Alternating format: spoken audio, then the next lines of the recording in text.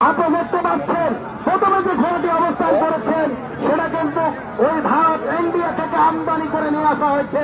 মাত্র বয়স হল 16 দিন বাংলাদেশে অবস্থান করার সেই ঘোড়া কিন্তু আপনারা খেয়ে দেখতে পাচ্ছেন অসাধারণভাবে এক চক্র পূর্ণ করলেন।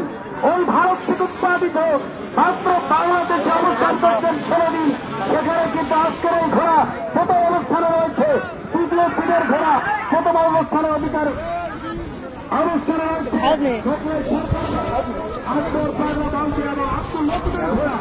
অসাধারণভাবে কিন্তু দেখা যাক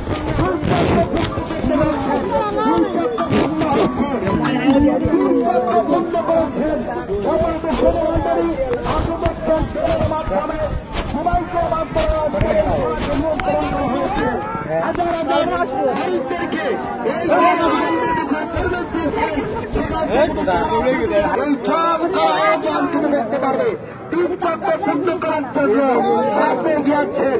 3 চক্র পূর্ণ করার জন্য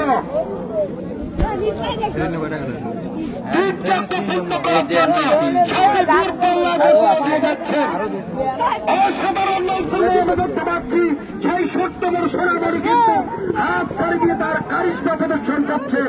অসাধারণ ভাবে হাত ছাড়ি দিয়ে কিন্তু